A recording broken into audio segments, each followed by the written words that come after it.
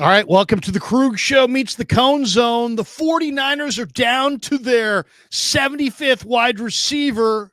We'll talk about it right now.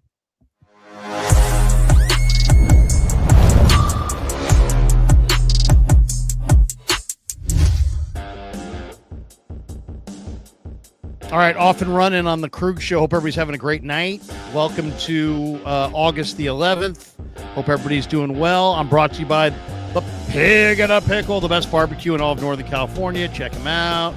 They're in Emeryville. They're in Corte Madera. They're open 7 days a week from 11 a.m. till 8 p.m. or until they run out. And they do run out, so get there early, get some brisket chili. Tell them the Krug sent you. We're also brought to you by our good friends at Clawdaddy Arcades. Oh, and like that. There it is. Clawdaddy Arcades. He's got arcades all throughout Northern California, but he's got brand new locations opening in Capitola Mall and Visalia Mall. And he's a great guy. He's a great follow on Instagram at claw_daddy_arcades to find a location near you. All right. It wouldn't be a day that ends with Y if the 49ers didn't lose a player. And today they lost Jordan Watkins. I kind of wonder, Grant, if we were even going to find out about it if we hadn't asked the right question. It came up, but I don't think it was going to be volunteered if somebody didn't say, "What's up with Jordan Watkins?" But somebody did, luckily, and Shanahan said, oh yeah, he's got a high ankle sprain. He'll be out a month. What do you make of this? I mean, this is another wide receiver lost, and at some point they're going to probably have to look outside of the Robbie Chosen lane and into a lane of a real, impactful wide receiver. Are we there yet? Well, I think what's kind of funny is our minds instantly went to Amari Cooper. Well, I mean, even Matt Barrows brought it up, like, in the press conference today. You asked Kyle, would you consider signing Amari Cooper? And Kyle's like, well, depends on the cap space and what we can do. It seems like you could sign Amari, or you could just go and sign Jawan. I mean, Jawan wants money. I think it's pretty clear that he's holding in. When Kyle's asked about other injuries, he's pretty specific. Like, yeah, we're hoping maybe week 6, but it could be week 5. And with Jawan, they're like, we just have no clarity on that one. So it seems like maybe Jawan's leverage just got a little bit stronger right now. If you want a wide receiver, he's hanging around. I don't know. They don't want to pay him clearly, but what choice do they have? Well, that's the other thing. I mean, is it an ankle? Is it not an ankle? I mean, I'm on record as saying if he comes back without a contract, then it's the ankle. But if he comes back after he signs a contract, then it's or the calf, I should say. Is it the calf or is it the cash? If he comes back without an extension or any kind of a raise, then maybe it is the calf. But if he comes back after he gets more money, then I find it hard to believe that it's the calf. So I just don't believe. He looked like he was in great shape right before he left. It could be a calf thing. Shanahan has said it has shown up like on the imaging. So, I mean, it's like plausible deniability. I'm not sure. It's like technically he has a calf injury, but is it a no timetable type of calf injury? Probably not. Do they have a reason to be evasive with this at all? Because I think they don't want the drama. If they acknowledge that he's holding in, then that's the number one topic in camp. They don't want that. And he may not want it either, because there's a chance that he doesn't get what he wants, and he would look weak if he just comes back to the team after not getting his extension. So maybe it's in both of their interests to keep it quiet for now. But Richard Sherman came to the facility. He's good friends with Jawan. He went on his podcast and was like, I have a pretty good feeling that if the Niners were just give Jawan what he wants, he'd be on the practice field that day. Something tells me he might have spoken to the source. Maybe. But I want to say something about these injuries. Yeah, they suck.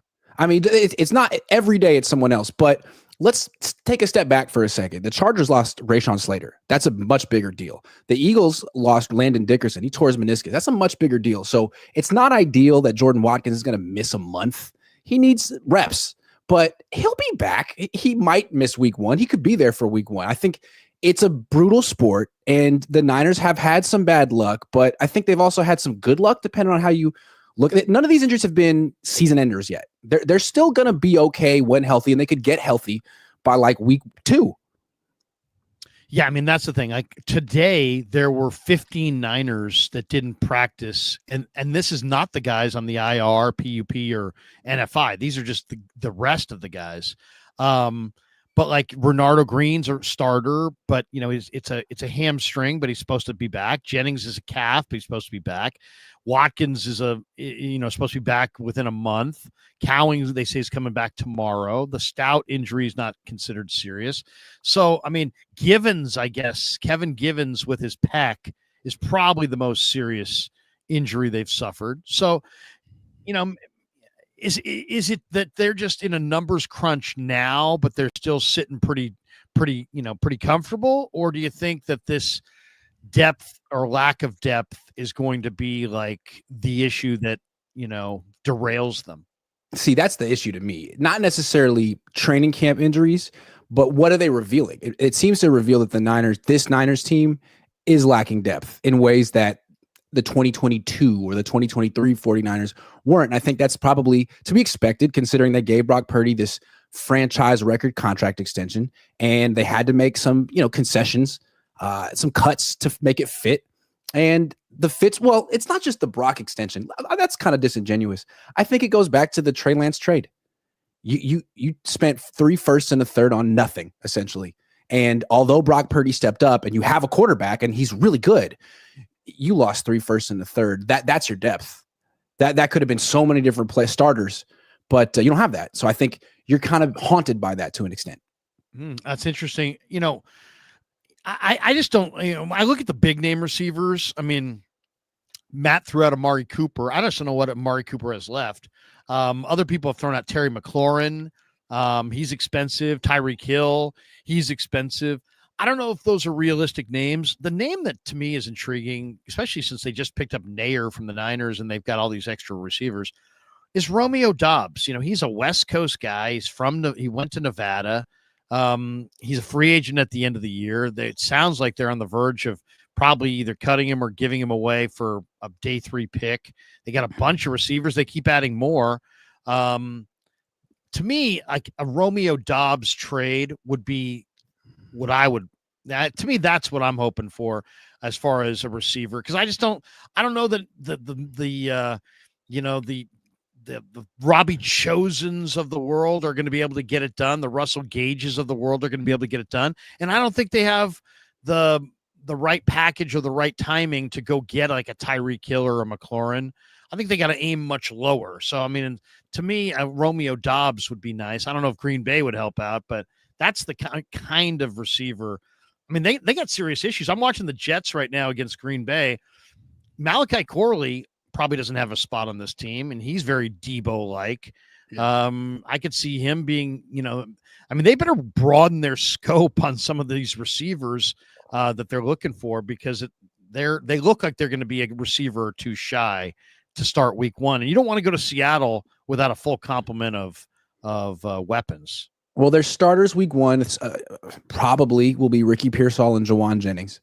And I don't know what we can expect from Jawan Jennings if coming off this injury or this off season where he's not doing anything. So, and then your number 3 receivers, who? Russell Gage, Robbie Chosen. I don't even know. So yeah, that it is concerning, because it seems like some of these injuries could affect week 1, which was, you want to win that game. It's the Seahawks. They're not that good. It's a divisional game. If you lose that one, that's a tough one. Then you have to go on the road again and face the Saints. I don't know. This Niners team is interesting because they lack so much depth that they could lose to the Saints if certain players aren't healthy, but they could beat, they could run the table on their schedule if they have great injury luck, which it doesn't seem like they ever have. I put out a thing today. Drake Jackson was taken like 2 picks in front of Nick Bonito. I mean, they play the same position the whole day. I mean, how much better would the Niners be? Forget all these other mistakes they made in the Trey Lance trade. If they just drafted Nick Bonito instead of Drake Jackson, they probably are worlds better off today than they actually are. It just kind of shows how important the draft really is. What did you think? I didn't hear your real quick to your point. I think the problem with the Niners, they're a well-coached team, essentially. I don't know about, I mean, on offense, on defense, it's just the front office. They've had so many whiffs, and you've brought this up so many times, but their drafting in the first 3 rounds is subpar. They've had some hits, but they've had so many flat out whiffs. And again, it's not just a Trey Lance thing. It's Dre Jackson. It's Ty Davis Price. It's Danny Gray. It's Jair Brown. It's on and on and on and on and on. Jake Moody in the 4th round. Nick Martin. I mean, Nick I don't Martin. want to write off Nick Martin, but yeah, I mean, Nick Martin, that might be a little premature. I thought he showed some good things, but he had a rough night. He fell off a bunch of tackles. He missed a bunch of tackles. Yeah. But yeah, I mean, they've missed on too many high picks, and it's starting to catch up with them if it hasn't already. And what was your takeaway? I didn't hear your post game. You did a big post game, didn't you? Mm-hmm. What was your takeaway from the game Saturday night, or what were your primary takeaways? Well, I think one takeaway I had is that we expect this season that the offense is going to carry the team. It's an established veteran offense with a lot of guys 27 and older. And the defense is the one that's going to have 8 new starters, a bunch of guys on rookie contracts. When they talk about taking their lumps, I think they're talking about defense. But in this game and in the joint practice, it seemed like the defense is the side of the ball that has their stuff together. I mean, they did a good job against the Broncos' first-string offense for a couple of drives. They had forced a punt, and then they forced a safety. Meanwhile, the Niners' offense looked pretty much like a mess the whole way through. And there were no starters out there. But I don't know. It just felt like the depth on the offense was awful. The backup offensive linemen were awful. And then just like the timing, everything didn't work. So that doesn't mean the Niners offense will be bad, but I have a sneaking suspicion that this Niners defense is going to be better than people expect and better than the offense because they have real youth and depth on the defense. They go 8 deep on the defensive line. Niners offensive line, I mean, Jesus, if Ben Barch goes down, if Colton McKivitz goes down, there's so much trouble. Well, I mean, to me, I think their real issue is tackle. I mean, I thought Burford looked horrible. And to me, it's not a coincidence that Andre Dillard showed up today. It's like because Burford was bad and Pleasance has gotten destroyed by speed and power. And those are supposed to be their 2 top backup tackles. I'm not that I can live with McKivitz, but if they even suffer 1 tackle injury, they're going to get their quarterback absolutely destroyed. Though I'll say this, I'm somewhat amazed by how good Mac Jones looks in a 49er uniform. I mean, that was a perfect dime on the fade route, the corner fade or whatever, post fade to Watkins. I mean, he just dropped that right in his lap over the defender, perfectly layered in there. It's just like Mac Jones. I don't know if Mac Jones's agent told him, look, man, if we get you to San Francisco and you get with Shanahan and you suck, it's all over for you.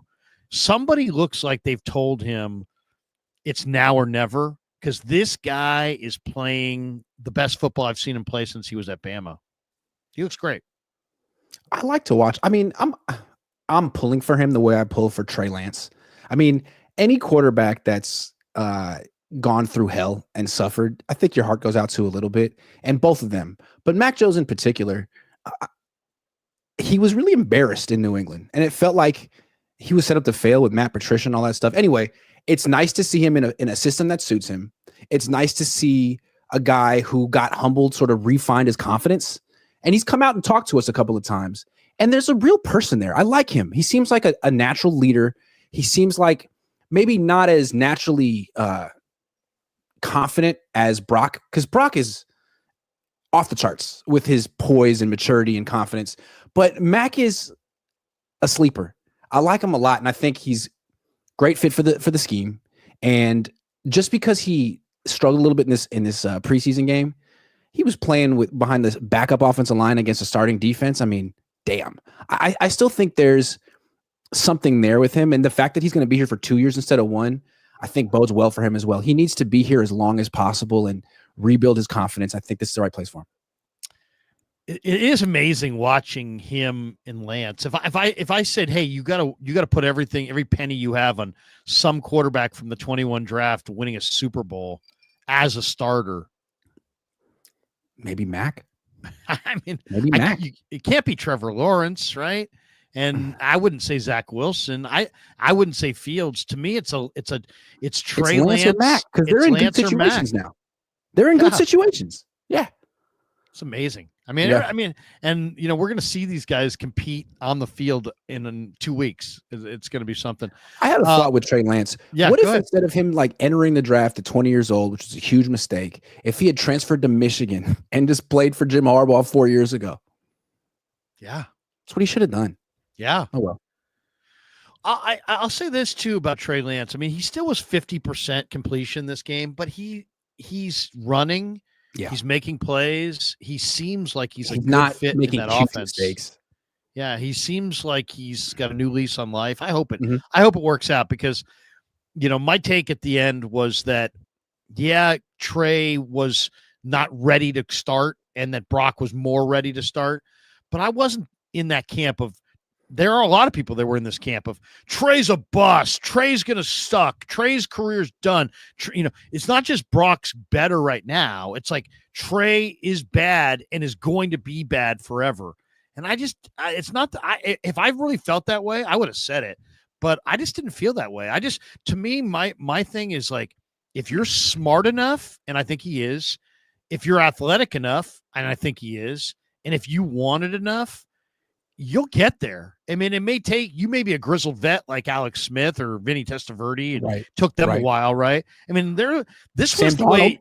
I mean, this Sam Darnold. I mean, if you want to go back to like your dad's era, or even my era, where the Stablers, the Staubachs, the Bradshaws, these guys all sucked.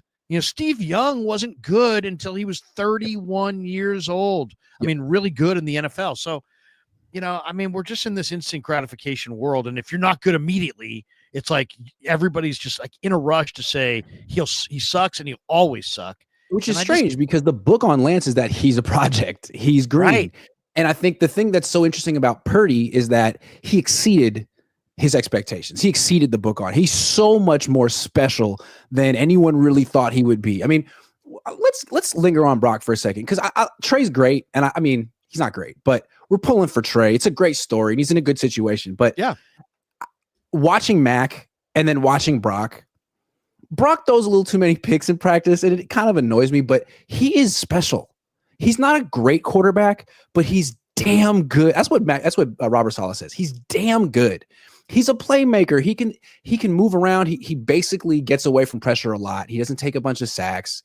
He can reduce the picks a little bit, but that comes with experience.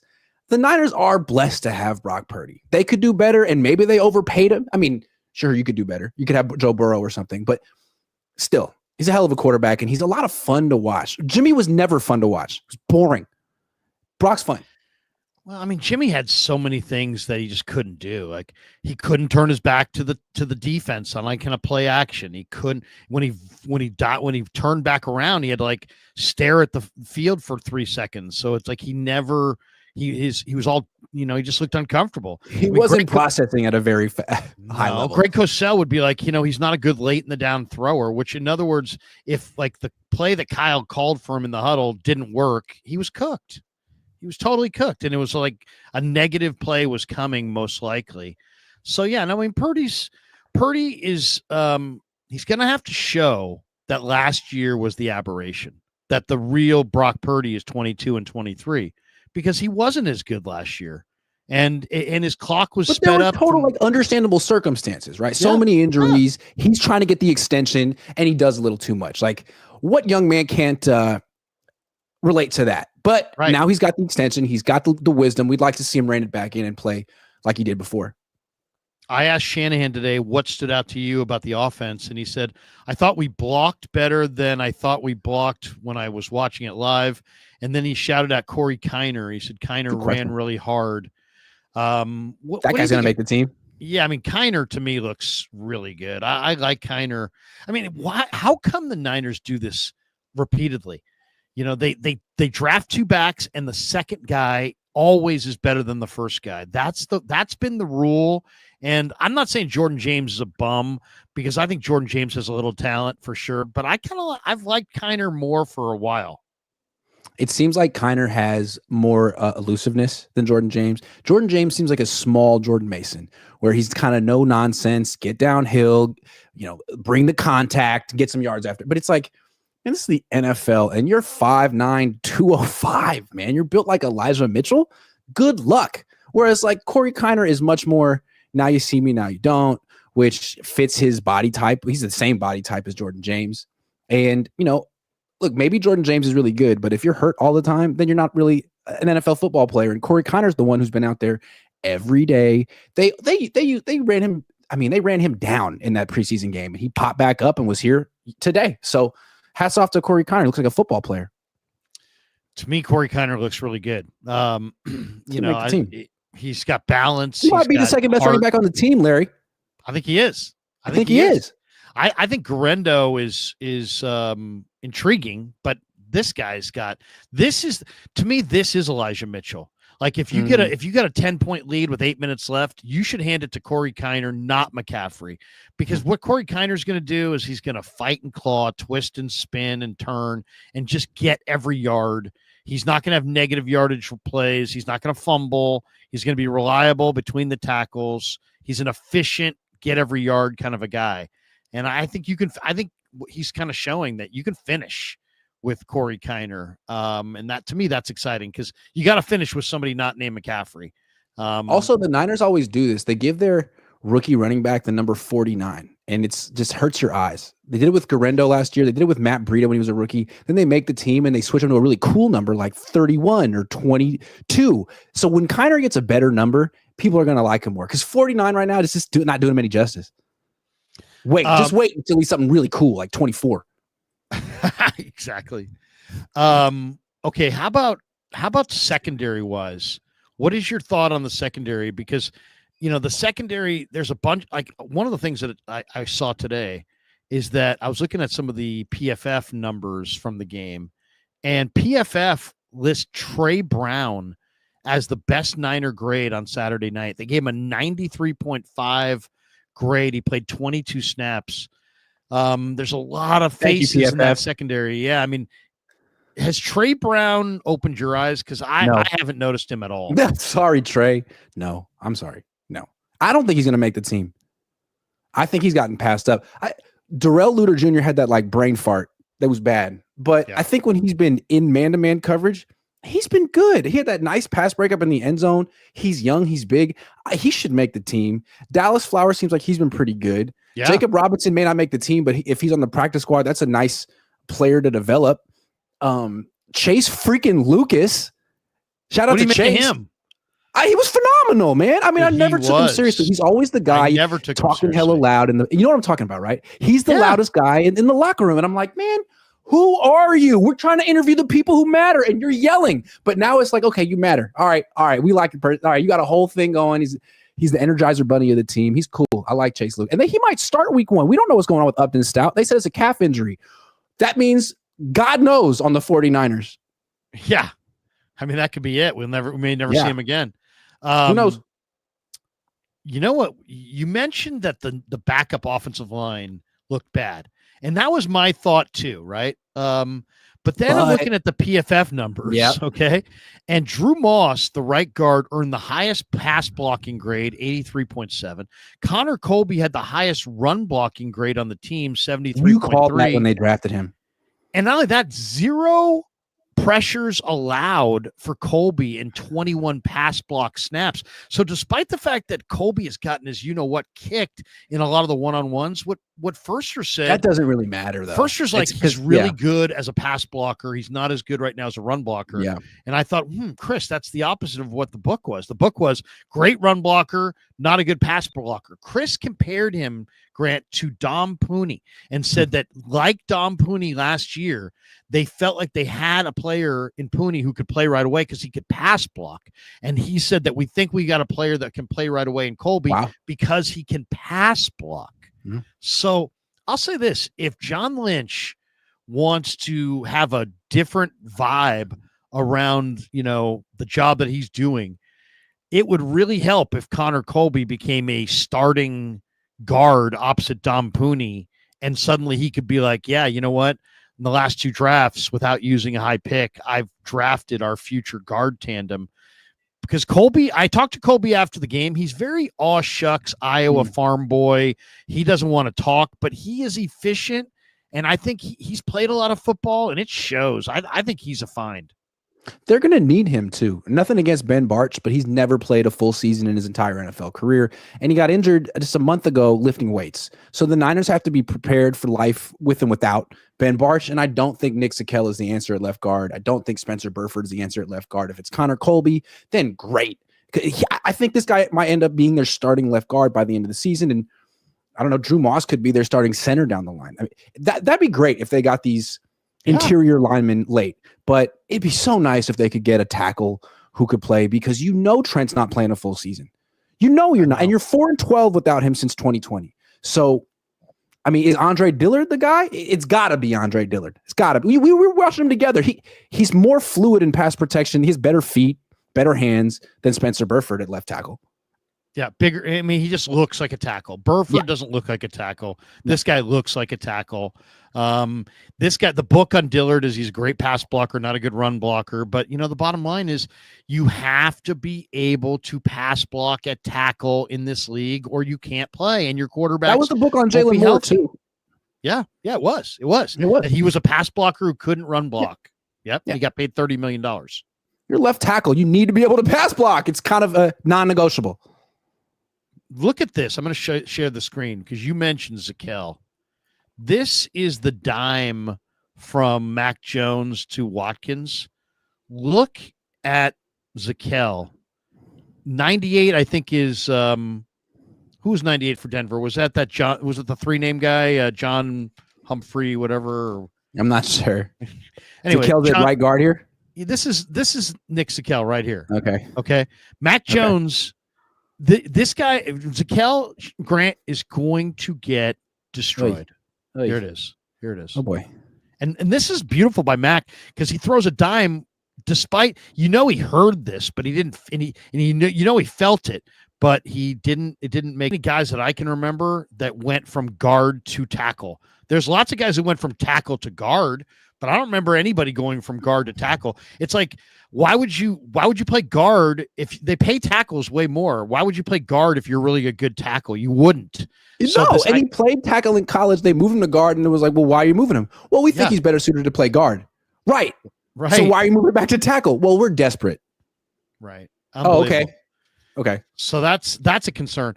What did you think about practice today? Anything stand out to you today at practice? I think it's cool that Marquise Siegel was in the starting lineup today. I mean, he was, to me, the big standout of the rookies. The guy that we didn't know what he was going to do, couldn't see what kind of tackler he was going to be in practice. All of a sudden, it's like, oh, he's the first guy to the ball. He's around every play. And now he's starting, and Jair Brown was with the second team defense. Like, good. No offense to Jair, but good. It seems like Jair's been a step behind the play for a year, and Marquise Siegel is right there. Now it's like you have some real speed and violence at safety. Him and Pinnock seem solid. Him and Mustafa would be better. But I just feel like this defense has depth all of a sudden, which is Tatum Bethune was good. Sebastian Valdez is good. The defense has depth. This is going to be a good defense, I think. Well, whoever's picking the defensive players picked some good players. I mean, the first thing that jumps out is look at how many good rookies there are here. I mean, we've even mentioned Jacob Robinson or Canteen or any of these guys. They all played pretty well. So I mean, there's a lot of good rookies. I mean, it's a really good rookie class. And you're right, defensively, they got some guys. The guy to me that I went home and was like, whoa, when I watched it again was Tatum Bethune. Yeah. Dude, Tatum Bethune, Yep. It's funny. Yep. I interviewed him last December, and he said to me, he's like, yeah, I need to change my body and this and that. And I wasn't sure who talked to him or whatnot. He was 5'11", 230. He obviously had some college bad weight on him. He was maybe a step and a half slow. He didn't run a good 40 time. He was like the guy with the t-shirt on and the pool guy. He was t-shirt on the pool guy. Right. And then somebody said to him, bro, if you get in shape and you learn this defense, there's two elements there that are both going to make you faster. And he did. And he showed up this year. He's in better shape. He knows the defense. He's playing fast. He's now a baller. He now is a player. He now is a guy who I think is good enough to play. I mean, I would not, like a year ago, if you put him out there, they would have isolated him in a pass play and they would have burned him. Now he's gained a half step or more in speed. He looked phenomenal. That guy, I think, is going to be a player for them. I really do. I really think he has got starter potential. You know who he reminds me of? Who's Aziz Al-Shaair. Yeah. Aziz Al-Shaair. Like, who's maybe not necessarily the best athlete, but he will knock you the fuck out. Right. I like him. I like him a lot. He should play. He might be better than D Winters. I mean, maybe not in coverage, but like just in terms of stopping the run, dude is good. Dude, I when I worked in the Canadian League, I worked with this coach, and he'd be like, Larry, let me tell you about football players. Let me tell you, they all got different motivation. And I'd be like, Coach, tell me about it. He's like, some guys show up for the greenbacks. Some guys show up for the girls. He goes, and then there's a few guys that just show up to fuck shit up. and you know what? That's Tatum Bethune, man. He shows up to just F stuff up, and because it's like if you're trying to replace Greenlaw, then that's kind of what you need to find a guy who wants to fuck shit up. Yes. But after the whistle, on the sideline, big Dom, like you're looking for the ultimate dog in your defense. And look, man, I don't know if it's D Winters. He's a good player and he's athletic, but he hasn't shown that level of craziness or violence. Yeah. That's what you want. Unhinged behavior. And Bethune has added kind of the way Brock Purdy added just enough arm strength to go from he doesn't have a good enough arm to he's got just good enough arm. I think Bethune's that guy. Last year he was not fast enough. This year he's got just enough speed to be just fast enough, and that's going to help him make some money. I think he's going to be really good. Yep. Today the Niners made some transactions. I'm so excited about this defense. I'm so glad Robert Saleh is back.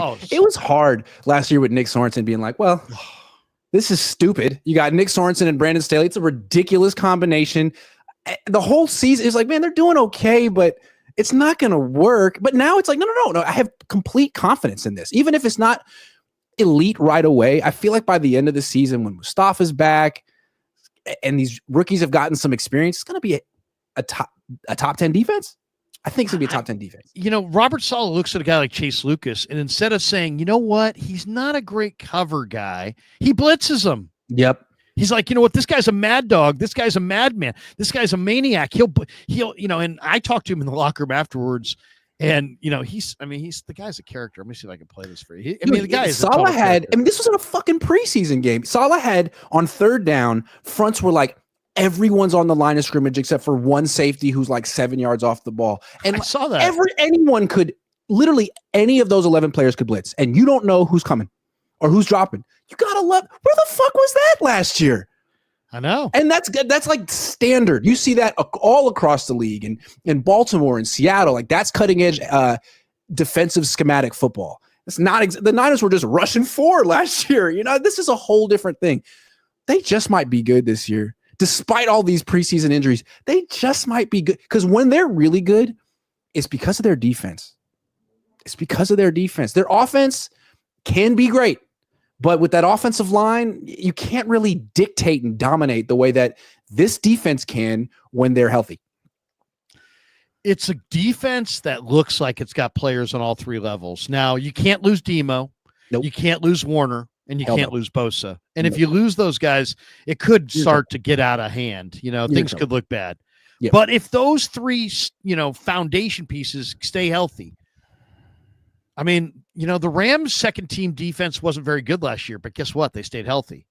We never saw their second team D. The Niners defense is better than that Rams defense. That Rams defense, they have a good pass rush. Their linebackers are trash. Akello Witherspoon plays for them. They rank like 26th in yards given up. No. Then this Niners defense is going to be right there with what they're building in Seattle. And Arizona is interesting as well because Jonathan Gannon's a good coach, and they went and brought in Calais Campbell and Josh Sweat. But Robert Saleh's better than Jonathan Gannon. And Fred Warner's still here. Nick Bosa's still here, and Lenore's really, really good. No, I'm excited for this. I love how Robert Saleh looked at us the other day, and he said, you know what? Because somebody asked him, did you know what you were getting yourself into? Which is such an insulting question. Yeah. Think about it. No, dude, I was totally duped. I came here thinking I was going to have my face, and then afterward, I was like, oh, shit, what am I working with? Yeah, they lied to me. lied. Yeah. These guys all lied. Can you imagine? That would be awesome if all of a sudden it was that kind of drama. But did you know what the story was? And he's like, of course. Yeah, I knew. I fully knew. I wasn't going to agree to come here unless they gave me some assurances. Right. But have you noticed, Grant, when we're at practice, when you look at the middle of the field, the brain trust of this team is Kyle Shanahan, John Lynch, and Robert Saleh. Yep. Those are the three guys. Gus Bradley sprinkled in. A little bit of Gus Bradley from time to time, but it's those three guys. Robert Saleh has a seat at the table. He has a seat at the big boy table. But what I loved about him was what he said to us. He's like, yeah, I knew what I was getting myself into. I knew. And he goes, and he looked at us, and in like total confidence, he's like, we're gonna do it again. In other words, what he means is we had a shitty team that we inherited. We built it into a team that was good enough to go to the Super Bowl on the defensive side of the ball, and it needs to be rebuilt again, and we're going to do it again. But he said it wasn't like we hope to do it again. We're going to try to do it again. How many times did Sorensen say something about effort? God. We're going to try. Don't try. Losers try. Get it done. Get it done. In a respectful, subtle way, Saleh's the head coach of this team. He's the emotional core of this team. And what's funny is they bring him in and they want to make changes.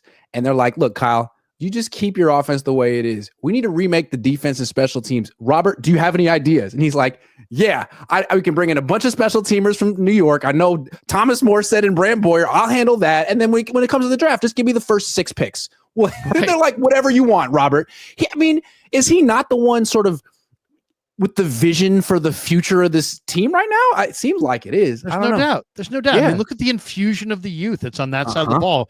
Don't think for a second he didn't handpick those guys. And not only that, he also has a good eye for just like today. Today they signed Trevis Gibson. All right. Yeah. That's a lot of people would say, who's Trevis Gibson? We played with the Bears. He's 28-year-old defensive lineman, but he's 260 pounds. He's a good pass rusher. This guy had 7 sacks in 2021. It's not like he's some stumble bum. This guy's got some talent. He ran with the ones today and tipped a pass that I believe got picked off by Nick Bosa. Yeah. And isn't it so cool that like Robert Saleh is actually scouting that deeply? He's bringing in guys from the UFL. He's bringing in guys from God knows where. Meanwhile, not to dump on Kyle. Not to dump on Kyle, but like you brought back Jeff Wilson Jr. That's the best you can do. I mean, the Dolphins need a running back, and they were like, not Jeff Wilson. Like, he's done. And you brought him in. Why? Because he knows the system. Because you know him. Come on, man. Where's your UFL signing on offense? Like, you work harder. No offense to Jeff Wilson Jr., but that just felt like a Nepo hire again. Like, you know the guy. He knows your system. You got to do better than that. I mean, I totally agree. Not only, I mean, the other one was Keyshawn Vaughn. It's almost like Kyle is saying, you know what? I don't want to coach anybody. I just want to bring in guys who I can plug in. Yes, I don't want to coach a young guy. I want a guy who knows my system. The opposite. Saleh's like, hey, I'm a teacher. I'm going to teach my system to my guys. Get me young, promising. I mean, I'll say this. You know, another guy who had a really good game the other night was Bradley Anae. He had a really good game. I mean, I was looking at some of the PFF I thought you were going to say Carter Bradley for a second. I was like, Larry, I have to disagree with you. No. Carter Bradley. I mean, if you try to say anything good about Carter Bradley, I mean, Carter. Yeah, you might as well just. And Bradley Anae, though, was the Niners' highest graded defensive lineman. He posted a 69.6 defensive grade and the second best run defense grade, second to only Chase Lucas at 84. Better player than Robert Beal.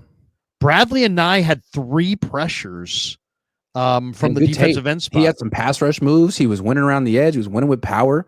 I mean, maybe he's this year's Sam Okwonu. He's slow according to the stopwatch, but it doesn't matter. Robert Saleh was like, hey, man, I had this guy in New York. He was going to make a really good Jets D line, and then he tore his ACL. And he looked at me. He's like, he's a really good player. And guess what he is? He's a really good player. Yep. He's a really good player. Saleh seems to know what he's doing. It's interesting. Now, it didn't work out in New York. He hitched his wagon to Zach Wilson and Aaron Rodgers, and that just didn't work out. That's why he doesn't have. Now he's got Brock. If he had Brock in New York, if he had Kyle Shanahan as OC in New York, he'd still be coaching over there. No doubt. Yeah. How concerned are you about the durability of Ricky Pearsall? There was a play today in practice where they led Pearsall over the middle, and he kind of alligator armed it. And there was no big collision. There was no anything.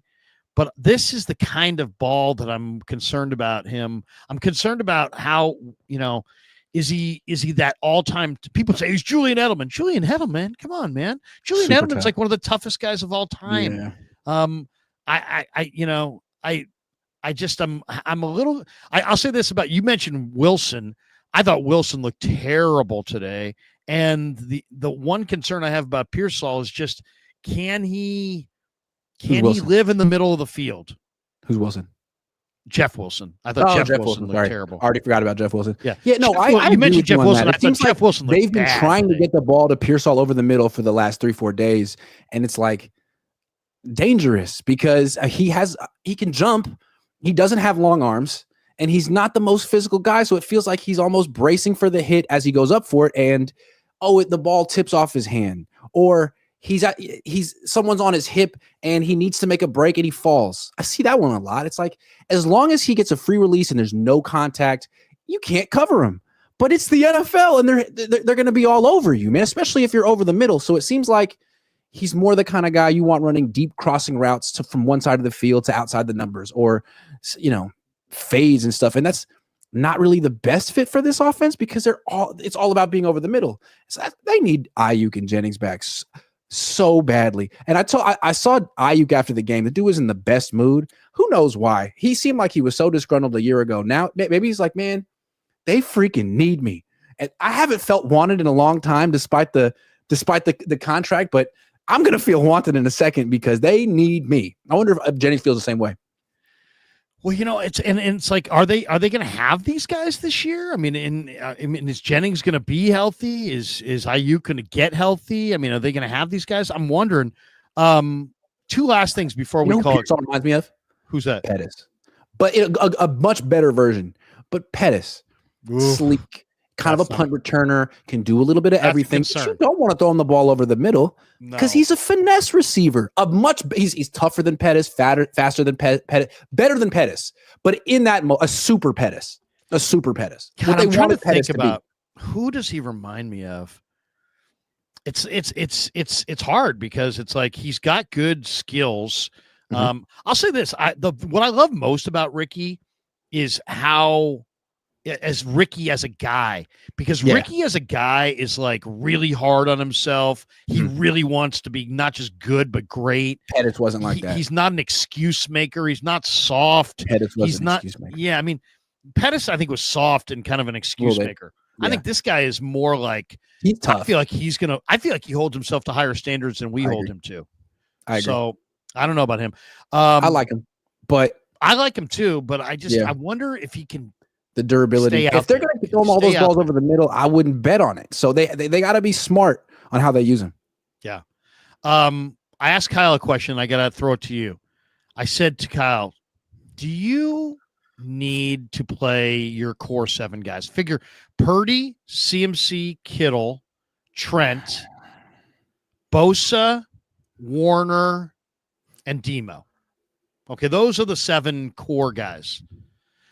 I said to Kyle, do you need to play those guys in the preseason? Could you go through the entire preseason and not play any of your core 7 guys, any snaps?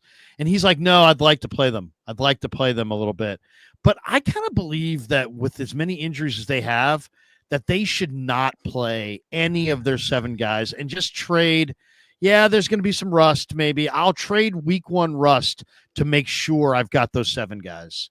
I don't know. Would you want to see their 7 stars play a little, a lot, or not at all in the preseason? Maybe a little. I'd be okay with a little, because if you play them not at all, it kind of sends a message that you're scared of something or that you're in a desperate situation with other injuries. But not a lot. You got to be careful. And I think they were careful in the last game. Mac Jones didn't play that much because he's important. He's probably going to start 1 game this year. I mean, chances are most quarterbacks don't go 17 games. I think 14 did last year. So you're probably going to need him at some point. They got him the hell out of there. What my issue was with this game, Jordan Watkins shouldn't have been playing in the 4th quarter, not to be a Monday morning quarterback. I but agree. You knew he might be starting week 1, and you're being cautious with all the potential starters. So you kind of got to blame yourself a little bit for not being cautious enough. They got to be cautious. Yes, get Fred Warner out there for a drive or two, the way Andy Reid gets Patrick Mahomes out there for a drive or two, but make sure you freaking protect him and get him the hell out. Now he's got an ankle sprain, and now he's had a month, and it's the cut down. He played a lot in that. Corey Kiner played a lot in that game. Yeah, I mean, come on, played a lot. Yeah, because they're running out of guys, and unfortunately, they're putting too much abuse on these guys.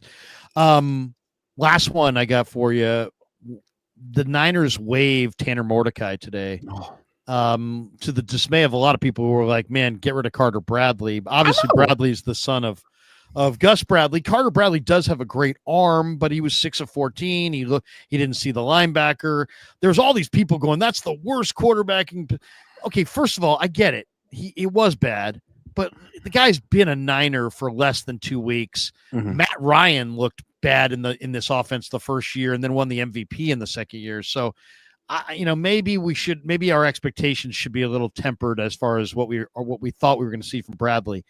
But what do you think? I mean, are the Niners making a mistake by waiving Mordecai, who's got better speed, to go with Bradley? Or is it just like, you know what, they're going to waive Bradley too, and it's going to be a 2 quarterback thing, and it doesn't really matter because you're only going to keep the guy that gets through waivers, right? Yeah. And Mordecai probably isn't going to get through waivers anyway, while Bradley probably is. So how bad is it to get rid of Mordecai for Bradley in your mind?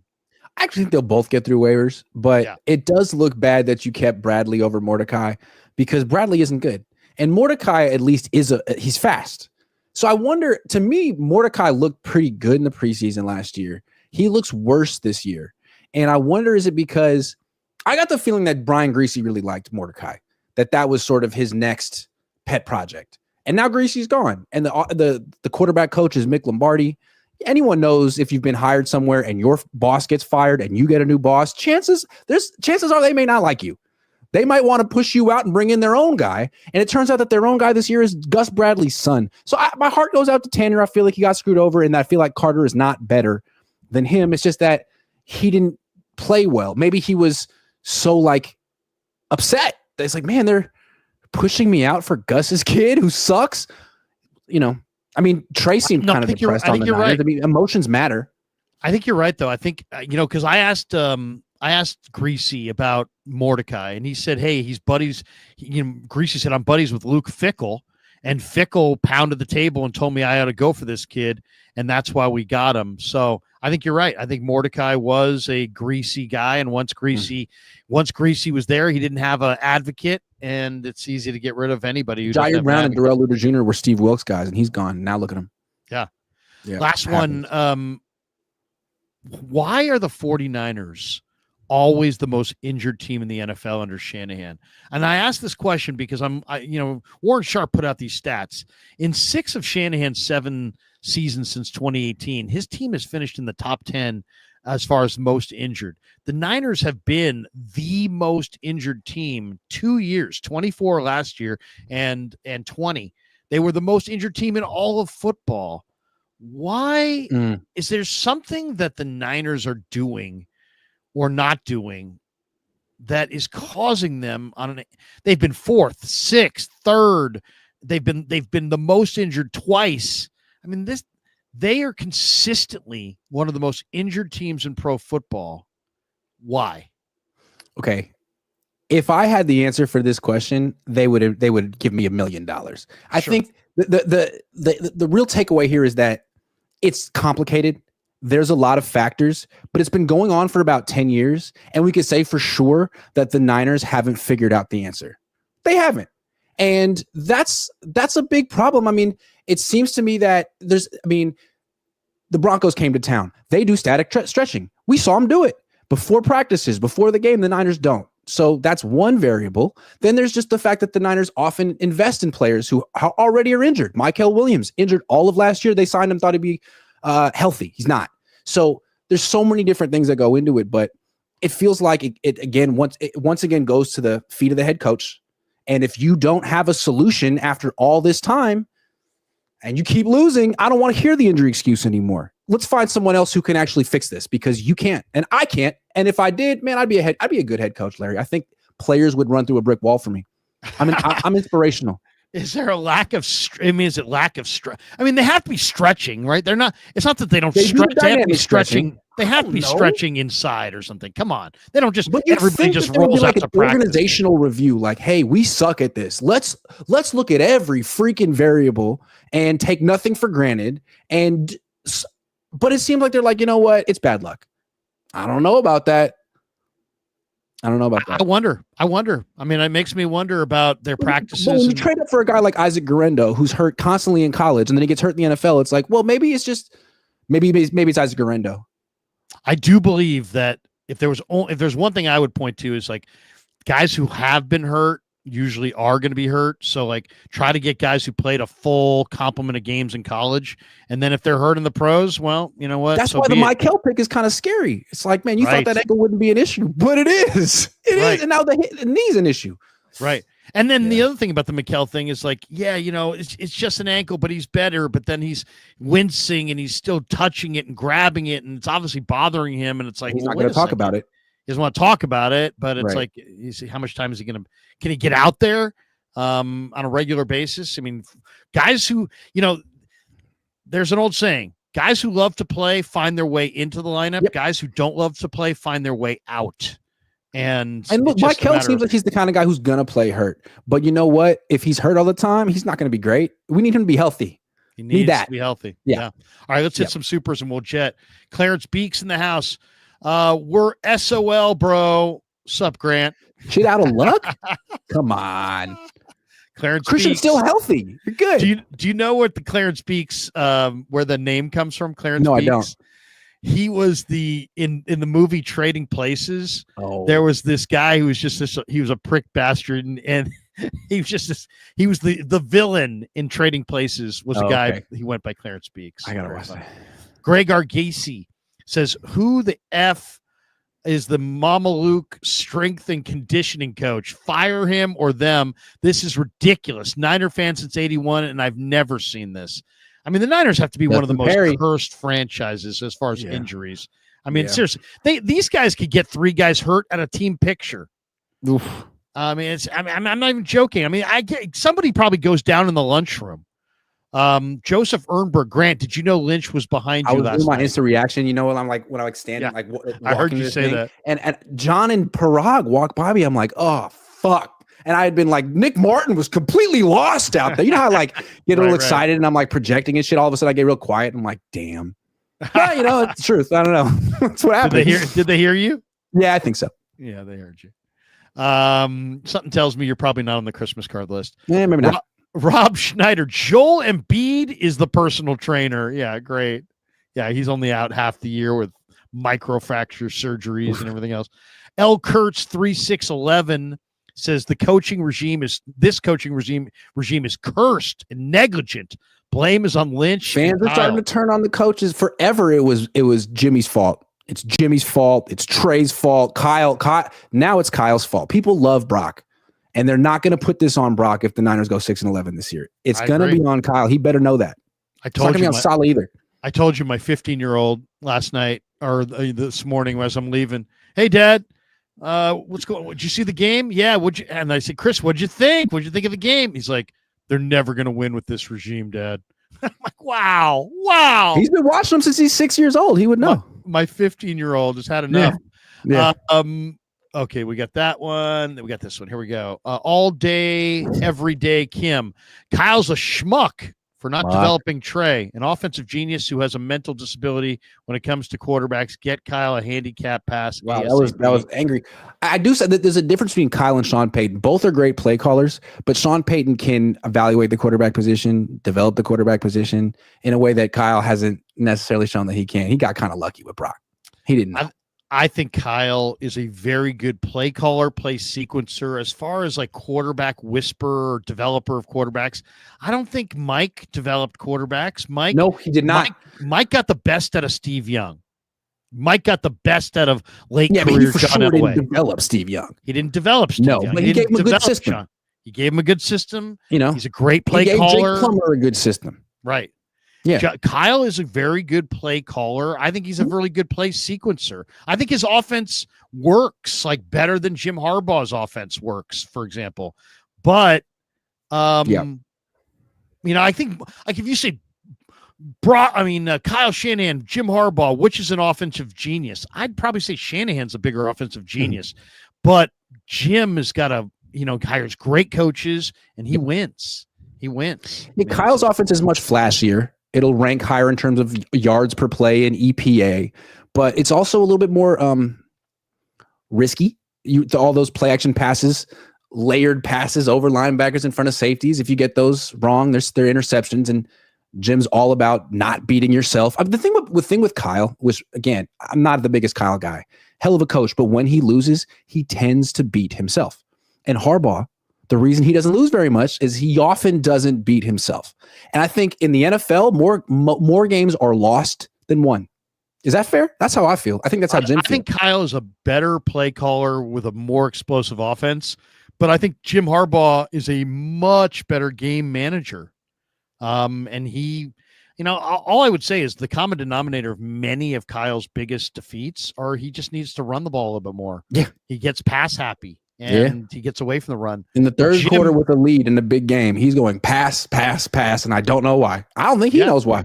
Yes. I mean, there will be, here's the other thing too. If Jim Harbaugh comes out on the first drive and runs it down your throat, guess what's happening on the second drive? More of the same. But if Kyle comes out and runs the ball down your throat, in the second drive, he may just decide to throw it around. He's like that guy in Princess Bride. He's like, you think that I'm going to keep running the ball, so I'm going to pass it. But you think that I'm going to pass because you think that it's like, dude, you're so far in your own head right now. You just need to do what's working. Yeah. Make them stop it. How about that? If they fire if they fire Kyle, hire Saleh as the head coach. Saleh's going to be a head coach. Be mad at that. I wonder if Saleh would do that, though. He's a very loyal person. I doubt it. Doubt it. It would feel like to be a unique situation. Yeah. It would have to be very unique. Flippin' Shrub, opinions on Huff's performance in the game. Did you like what you saw, or did he underperform? Is he talking about Hufanga? Bryce. Oh, Bryce Huff. Yeah, the new Huff. I actually thought I liked what I saw from Bryce Huff as far as as a run defender. I expected him to be kind of a zero as a run defender, and I felt like he's going to put his nose in there and try to push back against the run. I also think he is the best edge rush speed rusher I've seen opposite Bosa. Really since D Ford, and maybe even including D Ford, because he was always hurt. Yeah, he wasn't quite the Kansas City D Ford, and he never was the Auburn D Ford here. So I would say I like Huff a lot, and I think Huff is going to be very valuable. Yeah, and again, it's going to be how Robert Saleh uses him. He's going to be very exotic and creative on third down. He's mostly going to play on third down, Huff, and I can't wait to see all the different ways that Saleh's going to use him. Yeah. What is this? What is it?